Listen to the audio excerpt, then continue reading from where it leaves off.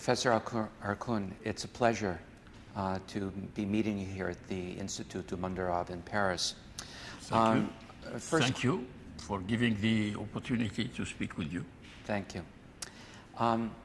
First question is, many people in the West in the last decade, but especially after 9/11 and the attacks in Madrid and in London, have talked about an inevitable or an eternal clash of civilizations between the West and the Islamic world. Do you believe that there is a basis for that conclusion? Are these attacks creating in themselves a clash of civilizations that all of us fear? Yes, there is definitely a basis. In French. Ah, pardon. Moi, je marche. So, I'll do the question once more. Since 9/11 and past decade, many commentators and even intellectuals in the West have talked about a clash of civilizations between the Islamic world and the West. Is there, in your opinion, an historical basis for this conclusion? And if not, are in fact these attacks by extremists creating the basis for a present or future clash of civilizations? Oui, je voudrais d'abord dire que je n'ai jamais aimé ni adopté l'expression qui a fait fortune dans le monde entier de clash des civilisations qui a été lancée par le professeur Huntington, parce que c'est une théorie qui est intervenue au lendemain de la chute du mur de Berlin. Il faut se rappeler de cela. Parce que pendant toute la guerre froide, on n'a pas parlé de choc des civilisations, mais on a parlé de guerre froide à l'intérieur de l'Occident. L'URSS, qui fait partie de la culture occidentale et de la pensée occidentale, est ce qu'on a appelé le monde libre, l'Europe libre, et puis les États-Unis, l'Amérique. Donc il y a là un concept qui a brusquement surgi, mais à une date sur laquelle il faut réfléchir. Et il faut aussi ajouter que cette expression de clash des civilisations est venue d'un professeur à Harvard avec un autre ouvrage, une autre expression qui a connu la même fortune que l'expression de clash des civilisations. C'est la fin de l'histoire de Francis Fukuyama. Donc nous avons là deux grandes expressions qui toutes deux sont venues d'Amérique, et d'une Amérique qui vient accomplir une sorte de victoire sur la lutte contre le communisme dans le monde. Et donc il y a une autre page qui s'ouvre d'histoire, et c'est cette page d'histoire qui a été théorisée par ces deux professeurs, l'un nous disant que c'est la fin de l'histoire, le triomphe du capitalisme libéral, de la philosophie libérale, du marché libre, etc. Donc le triomphe de la civilisation américaine. Parce qu'entre l'Amérique et l'Europe, sur le plan de la philosophie, il y a des différences. Et donc il y a là aussi un autre débat qui s'ouvre. Mais il faut un autre ennemi pour maintenir la dialectique historique qui donne une légitimité à ce qui a été le monde libre et qui est maintenant le monde triomphant de la philosophie libérale, de continuer son contrôle sur le reste du monde. Le reste du monde qui était partagé entre l'URSS et l'influence du monde libre sur ce qu'on appelait le tiers-monde. Et maintenant, on ne dit plus le tiers-monde. Donc il faut se rappeler ce paysage idéologique qui change, mais avec une continuité du côté de l'Occident, l'Occident englobant l'Amérique, principalement les États-Unis, et l'Europe occidentale.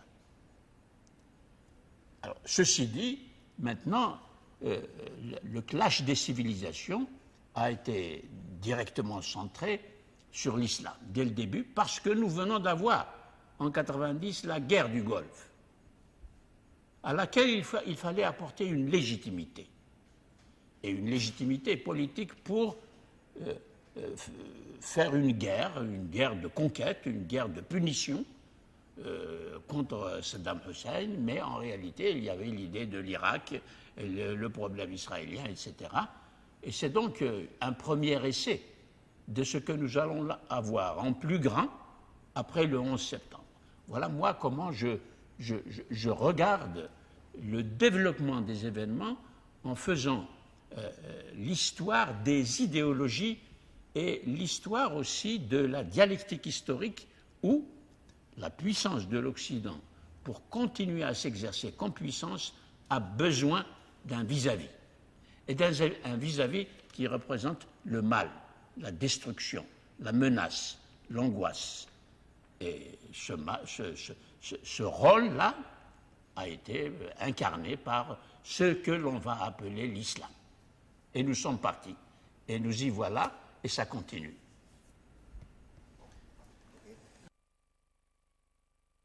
One of the things I have discovered in the process of working on this film for many years was that in spite of the ideology of the clash of civilizations, which posits this conflict between the West and Muslim world, I have discovered in my reading and my research the tremendous influence of Muslim thinkers in the creation, in the foundation of the West itself, no more so than in Paris in the 12th and 13th centuries. If you could talk, as you see it, about the influence that Islam and Muslim thinkers had in the foundations of the West. Oui, d'abord, il faut faire tout de suite la distinction entre l'islam, comme vous venez de dire, et les penseurs musulmans. L'islam comme religion et expérience humaine du divin, avec tous les rituels d'expression de la religion, de la spiritualité, de la morale, et puis l'islam comme exercice de la pensée et histoire de la pensée. Ce sont deux domaines différents que les musulmans eux-mêmes ne distinguent pas correctement. Et l'Occident a fait à peu près la même chose. Et si nous parlons des penseurs, à ce moment-là, il y a la raison qui va intervenir, une raison critique qui va intervenir, une raison critique à l'égard de l'islam lui-même dans ses formulations théologiques orthodoxes et à l'égard de toute autre pensée venant d'autres religions ou venant de la pensée européenne, par exemple. Ça, c'est un point de départ extrêmement important pour parler de la pensée, l'histoire de la pensée dans l'espace méditerranéen. Et c'est cette approche-là qui va nous permettre de comprendre le rôle de la pensée islamique vis-à-vis de la pensée chrétienne, de la pensée juive, jusqu'à l'émergence de la raison des Lumières, où va commencer une autre phase et d'autres confrontations entre la pensée islamique et la pensée moderne. Ce sont deux phases différentes, et dans la première phase que vous évoquez, c'est surtout la phase médiévale de la confrontation entre une pensée islamique dynamique, créatrice, qui est partie dans ce dynamisme avant l'intervention de la pensée chrétienne dans la langue latine et dans l'Église catholique.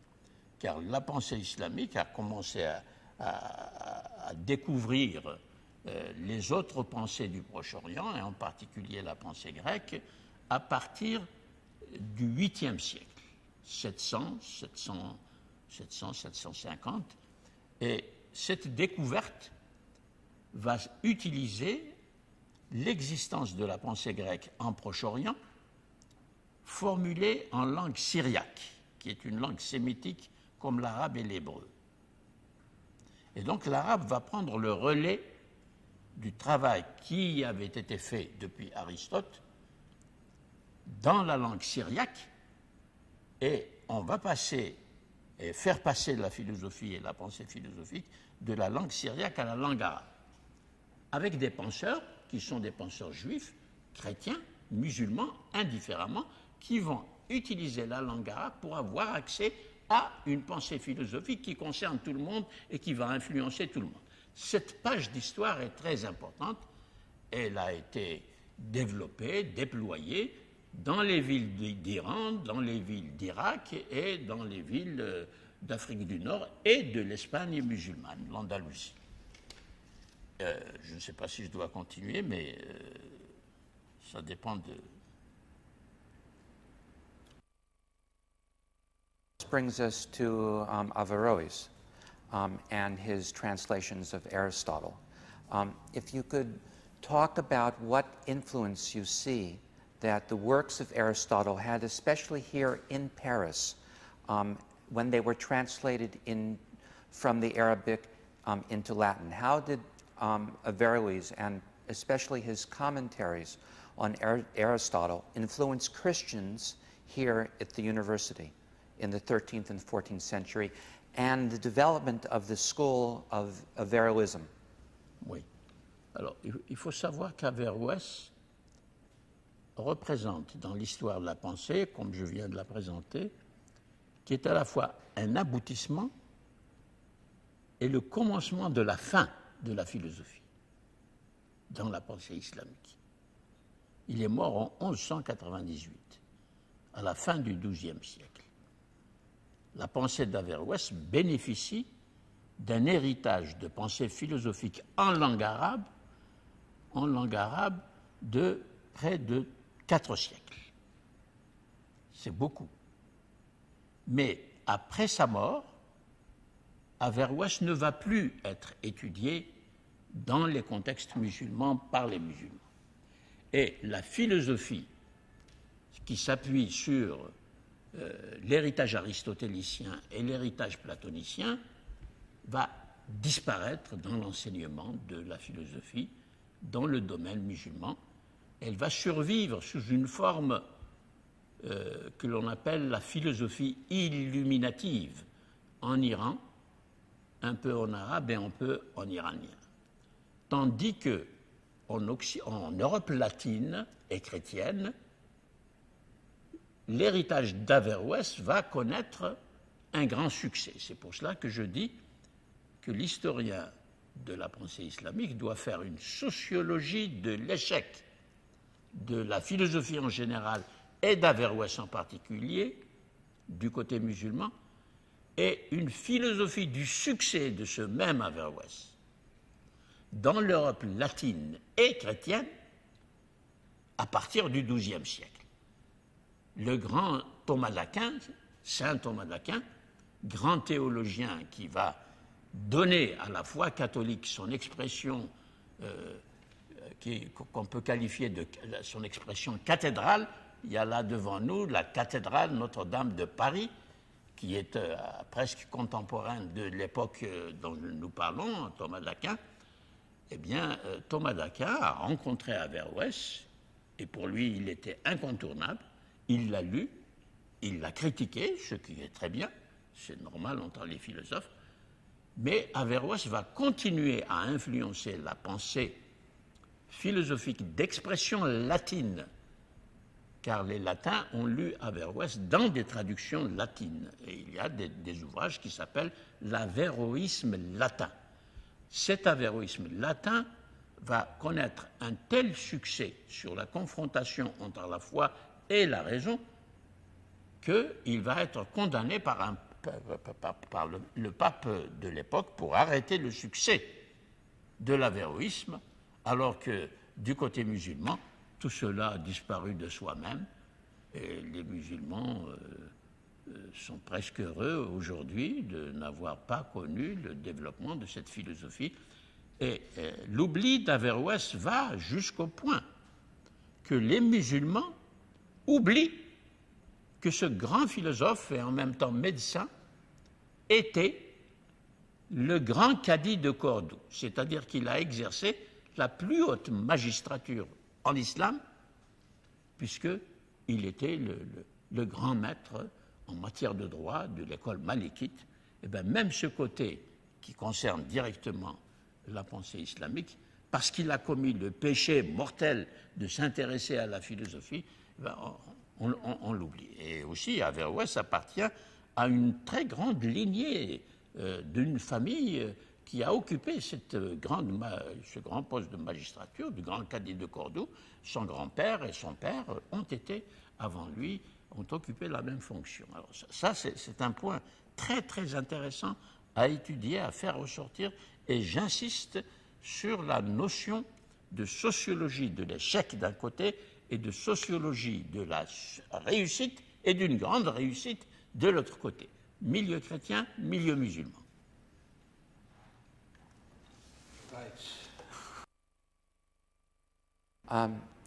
Tell me when? Running. Okay.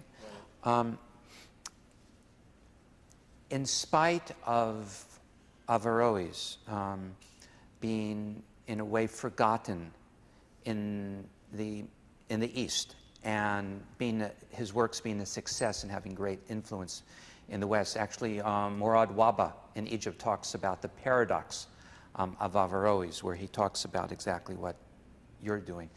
We can see that in the 19th and 20th century, there was almost a revival of interest in Averroes among Arab and Muslim thinkers.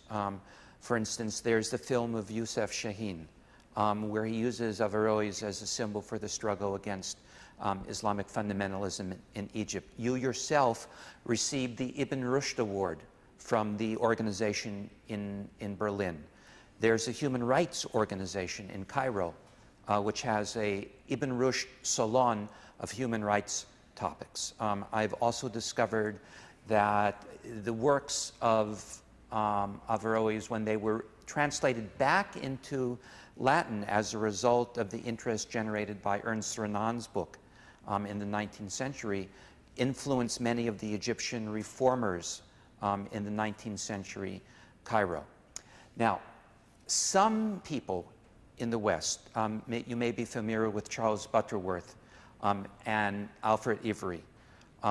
They say that it's illegitimate to put a contemporary political purpose to the works of Averroes, that this is just making things up for their own political desires, even if those political desires are very progressive.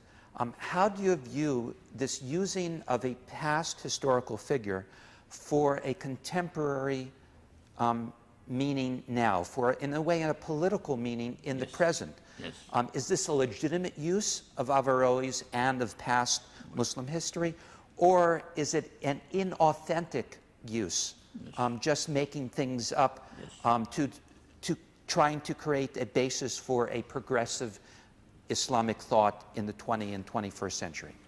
Oui, j'ai moi-même constamment dénoncé l'usage apologétique de la figure d'Averroès. Parce que l'usage apologétique est très proche de l'usage idéologique politique. Mais il y a un aspect psychologique dont il faut analyser l'importance, surtout à partir des années post-indépendance, après l'émergence des États-nations et la fin des luttes coloniales. Toutes les sociétés colonisées sont à la recherche, jusqu'à maintenant, d'une construction de leur identité. Une construction de leur identité. Et pour cela, face à une Europe qui ne cesse de faire des découvertes scientifiques, de faire l'éloge de la raison et les conquêtes de la raison, etc., les musulmans veulent montrer qu'eux aussi, ils ont des penseurs qui ont utilisé la raison. Mais ils utilisent, comme vous l'avez dit, quelques noms de philosophes uniquement pour dire « mais nous avons aussi célébré la raison, utilisé la raison. Et même, c'est nous qui vous avons enseigné l'usage de la raison scientifiques et philosophiques au Moyen Âge, témoin Averroès, témoin Avicenne, témoin Farabi, témoin, etc.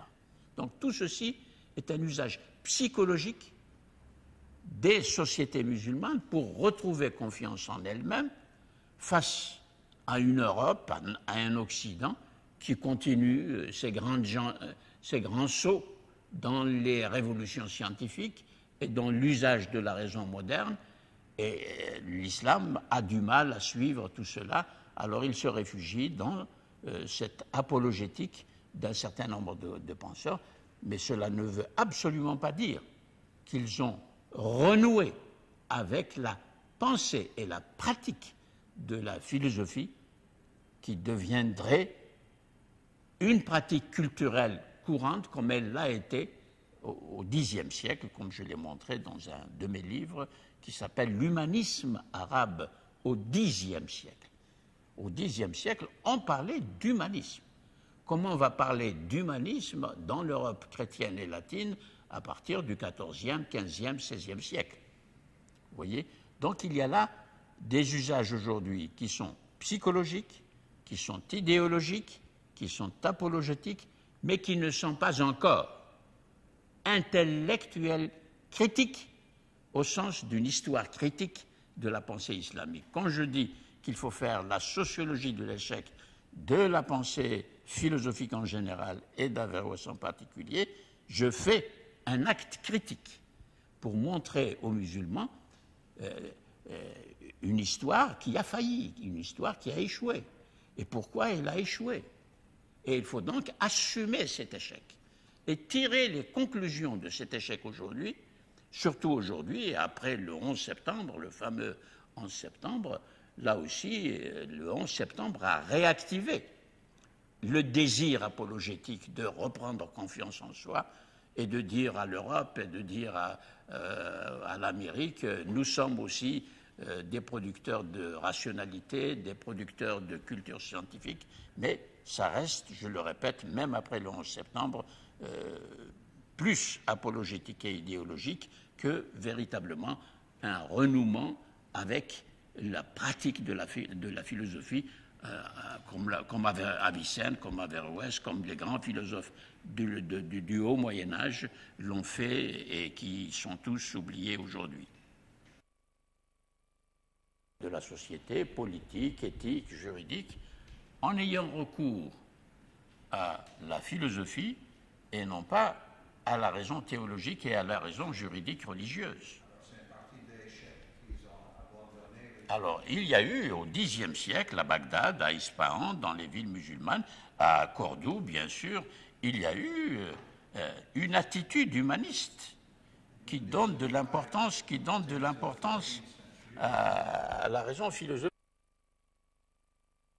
Tombe exactement dans cette recherche d'une assurance, de se redonner de l'assurance, en peignant la figure d'Averroès, en faisant remonter la figure d'Averroès de l'oubli de l'histoire, et en disant que nous avons une très grande figure, mais il l'a fait d'une manière dramatique, il a dramatisé la réactivation de la présence d'Averroès à la manière de tous les films pour soulever des émotions, une adhésion émotionnelle à la figure d'Averroès, mais pas du tout pour réactiver la philosophie telle que l'a pratiquée Averroès en son temps et pour étudier la pensée philosophique d'Averroès dans les lycées et collèges d'Égypte, de Syrie, d'Iran et de tout le monde musulman. Cela, non, on ne le trouve pas encore.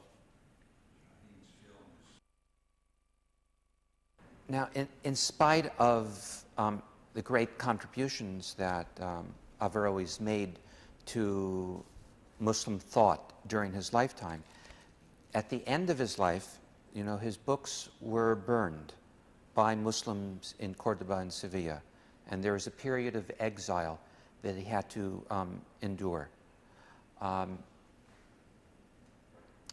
Some of your works as well have been criticized. Banned, not criticized. Banned. I wish they have been criticized in an intellectual manner. Throughout the Arab and Muslim world. I ask this because, on a personal note, those of us in the Jewish community who have at times openly criticized Israeli policy have also found ourselves being pushed to the side, marginalized, yes, intellectually attacked, yes, as being traitors to the tradition, yes, traitors to the well-being of our own communities. Do you see, in a way, a parallel between your experience and what happened to Averroes? And also, how does one, or how do you, still participate and feel part of a community which, in a way, has marginalized you and your thought? Yes. What is, in a way, what is the role of the intellectual within a religious community? Martin Buber talked about a narrow ridge, not wanting to go on either side, but trying to balance the needs of one's community, but with the desire for intellectual freedom that our conscience demands of us. Oui, c'est très juste ce que vous êtes en train de dire parce que, personnellement, je me sens très proche d'un certain nombre d'intellectuels juifs qui mènent le même combat que moi à l'intérieur de l'islam.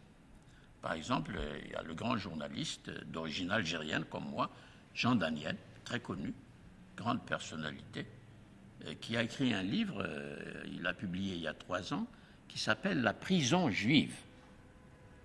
Alors, la prison juive, Jewish prison, qu'il décrit historiquement en réfléchissant sur la pratique du Talmud, les lectures du Talmud, etc.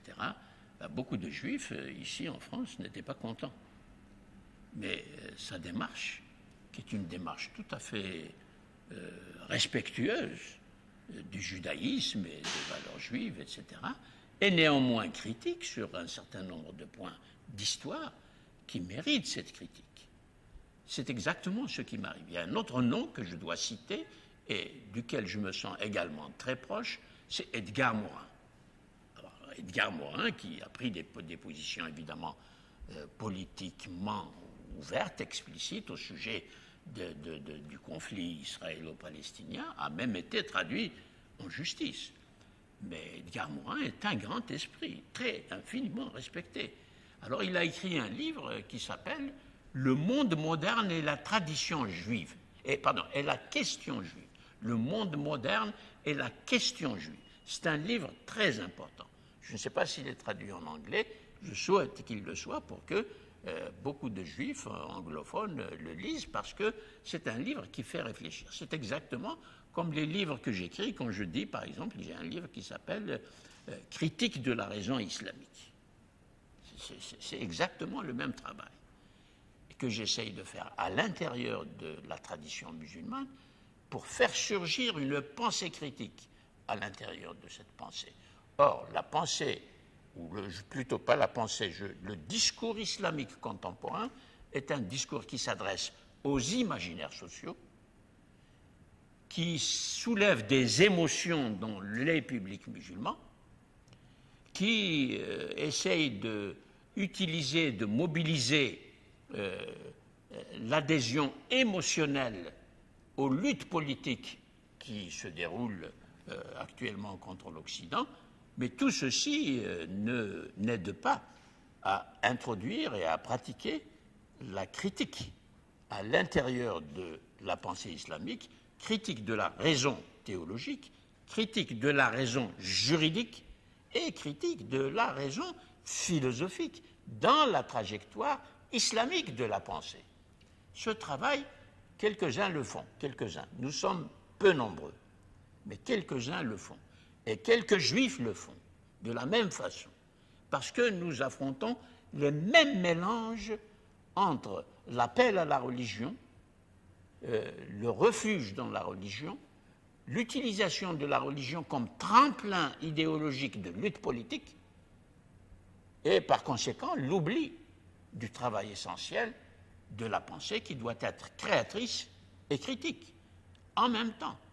Il n'y a pas de créativité intellectuelle sans la critique.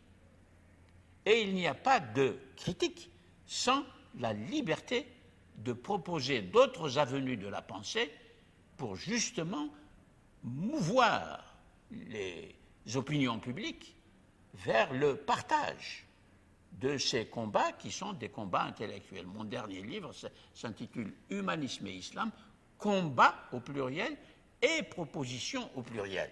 C'est exactement cela. Et je pense aussi à un autre penseur juif que j'aime bien lire et dont j'aime le dynamisme de la pensée et aussi le sens critique, c'est Leibowitz, le grand Leibowitz. Ah bah oui.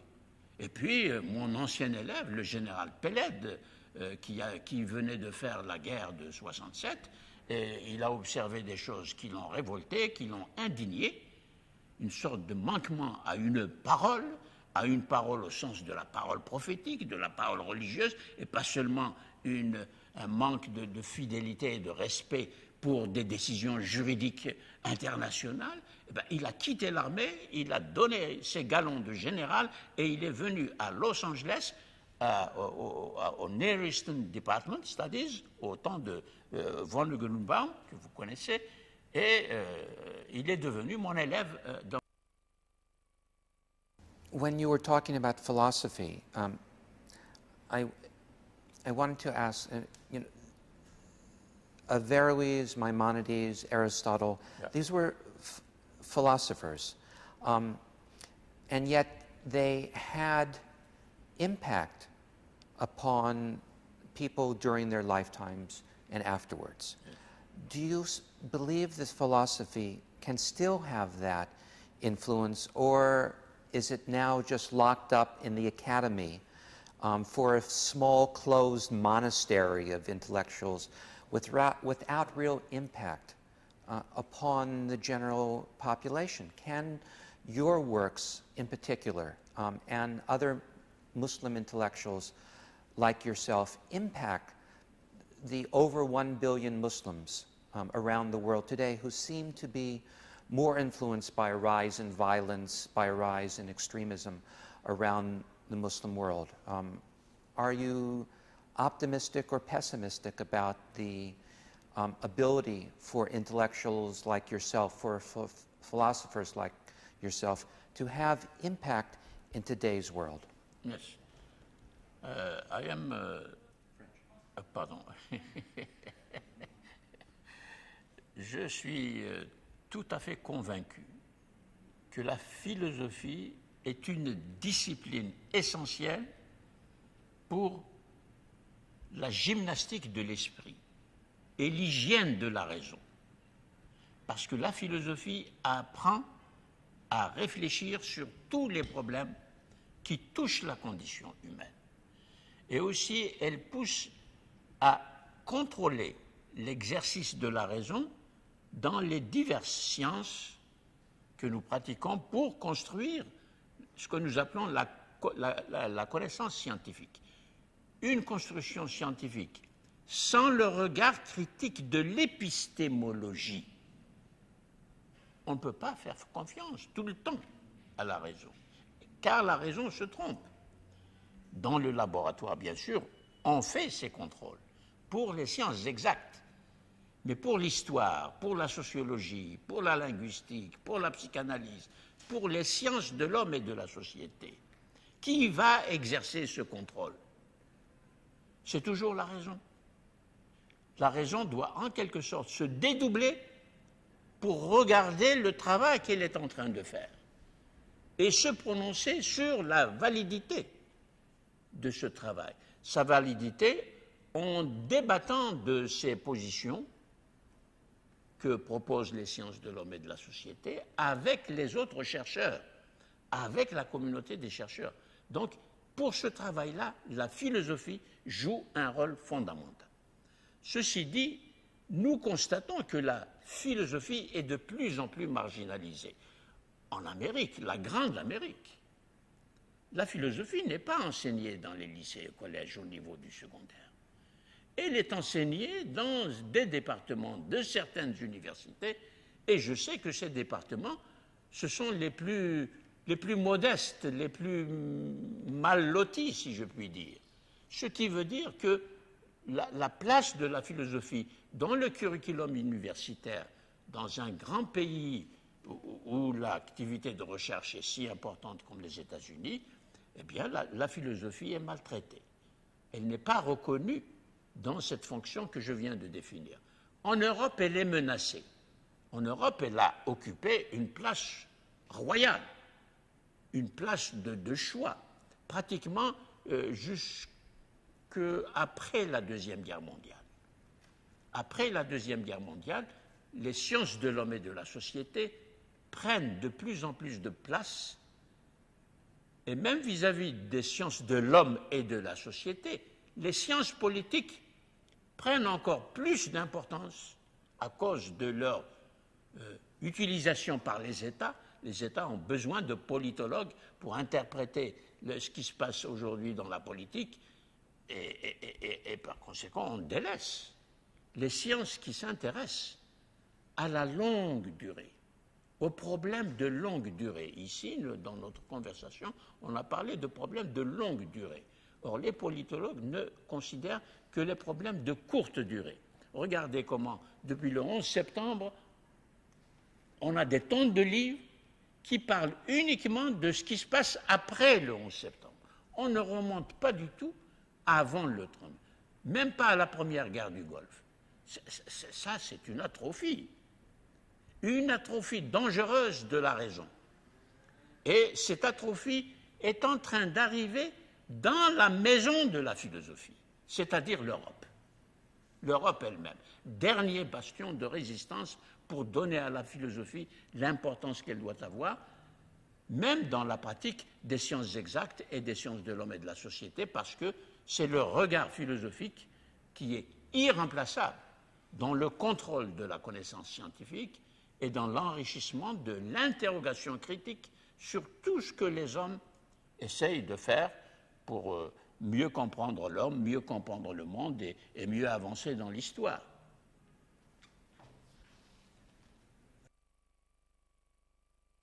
Philosophy is just for some people there who dream about the tasks of reason.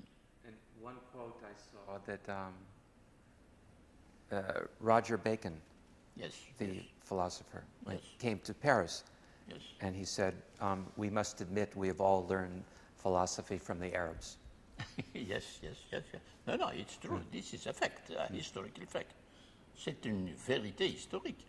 Parce que, comme je l'ai dit, la philosophie grecque a une longue vie ininterrompue en passant du grec au syriaque, du syriaque à l'arabe, et c'est seulement à partir du Xe siècle qu'elle va passer en latin. Et que l'Europe, évidemment, va développer le latin, et ensuite, avec la Renaissance, à partir des XVe, XVIe siècles, on redécouvre la totale antiquité, l'antiquité grecque et l'antiquité romaine à la fois, et on découvre en même temps ce que les Arabes n'ont jamais fait, les religions polythéistes.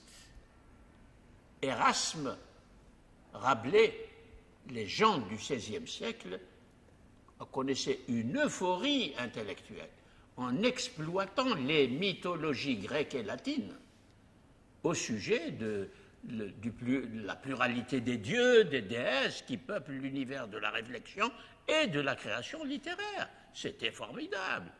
C'était formidable de découvrir les mythologies gréco-latines.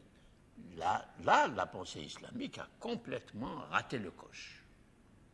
Elle n'a jamais découvert ni s'est intéressée à cette dimension de la culture, pas seulement gréco-latine, mais des cultures antérieures au monothéisme ou contemporaines des premiers temps du monothéisme, comme par exemple la culture égyptienne et la civilisation égyptienne, ou la civilisation des civilisations anciennes de la Perse, les civilisations de l'Euphrate. Et tout ça, l'Europe a eu quand même la chance et le privilège de s'y intéresser et d'alimenter et d'élargir les dimensions de ce que l'Europe va développer sous le nom d'humanisme.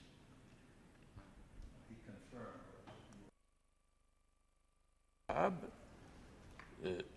sont venus immédiatement avant les Européens. C'est pour cela qu'ils sont les médiateurs entre le grec et le syriaque et la nouvelle étape en Europe du latin et ensuite du grec. Et l'arabe occupe un espace, ou plutôt une chronologie, de 5 à 6 siècles, ce qui n'est pas rien. Now the philosophy of Averroes was attempting in a way to find the harmony, as he wrote, between reason and revelation. Can that still be done in the present day? I mean, it's amazing to think that he wrote 800 years ago, and the same arguments are being argued about today, when there seems to be a rise in literalism and in fundamentalism in all our communities, Jewish, Christian, and Muslim. You have written a lot about the Quran and about the study of the Quran. Is there a way that Muslims can value this sacred writing without it being taken word for word literalism? Can there be, in a way, a process that happened to Jewish and Christian texts in the 19th century, where, for instance, the Torah, even within the conservative and reform movements, is not understood as a literal text, but as a divinely inspired text that can teach us much about our lives and about the universe without it being taken literally word for word? Yes. Oui, c'est un immense problème, ça et c'est un problème toujours vivant, puisque le nouveau pape, Benoît XVI, et Jean-Paul II avant lui, ne cessent de réveiller, de réactiver la question des rapports entre la foi et la raison. Et il est vrai qu'Averroès a touché à ce point névralgique de l'opposition ou des tensions éducatives entre la raison théologique et la raison philosophique. Ces deux raisons sont différentes parce qu'elles utilisent des postulats et des méthodes différentes. La raison théologique accepte le donné révélé, c'est-à-dire la parole de Dieu et les enseignements des prophètes, comme un donné qui ne souffre aucune critique, aucune discussion, sinon pour essayer de comprendre ce que la parole nous dit. La raison philosophique dit il faut se poser des problèmes sur tout ce que dit cette parole-là, sans poser des limites à l'interrogation épistémologique et à l'interrogation philosophique, historique, et maintenant on ajoute l'anthropologie et toutes les sciences sociales. Donc il y a là une différence considérable. Et le philosophe Averroès, comme je l'ai dit tout à l'heure, est en même temps un juriste musulman. Il prononce la justice en tant que grand magistrat à Cordoue. Et il sait comment le droit musulman est construit. Et il est conscient des problèmes que pose la construction du droit en islam. Et il pose des problèmes, mais là, il y va doucement, parce qu'il avait peur. Il avait peur des juristes qui contrôlaient l'orthodoxie théologique du croyant musulman, même s'il s'appelle Averroès. Donc il n'était pas libre d'aller aussi loin qu'il pouvait aller en utilisant les méthodes et les interrogations de la raison aristotélicienne. Mais il a quand même posé des questions. Mais ces questions, évidemment, pour nous aujourd'hui, sont insuffisantes. On ne peut pas se contenter des questions telles que Averroès les a posées. Encore que, avec le fondamentalisme actuel de la pensée islamique, nous serions quand même très heureux, ça nous faciliterait le travail, si on pouvait ressusciter aujourd'hui dans les écoles la problématique d'Averroès sur les rapports entre la raison et la foi. C'est vous dire que nous sommes dans une situation vraiment très, très difficile aujourd'hui, encore plus difficile qu'au temps d'Averroès. Il n'empêche qu'aujourd'hui, comme vous l'avez dit, personnellement, je vais beaucoup plus loin dans les rapports, la question des rapports entre la raison et la foi. Parce que les progrès qui ont été faits par l'histoire des religions, par l'histoire de la philosophie, par l'histoire des théologies et par l'histoire des littératures, ces progrès-là, et aussi de la linguistique, car nous lisons des textes, ces progrès-là nous permettent aujourd'hui de construire une problématique du fait religieux qui englobe toutes les religions, pas seulement une seule, et qui dresse un programme de recherche qui concerne absolument toutes les religions connues, les plus anciennes et les plus récentes. C'est une autre tâche, c'est une autre ambition, et cette ambition-là, je la défends à partir de l'exemple de l'islam, et c'est ce qui a occupé toute ma vie de chercheur et d'enseignant. Et je continue bien sûr à le faire, et j'ai un livre en chantier qui va expliciter encore davantage que je ne l'ai fait cette problématique de l'étude du fait religieux avec des outils intellectuels et scientifiques et des problématiques entièrement nouveaux.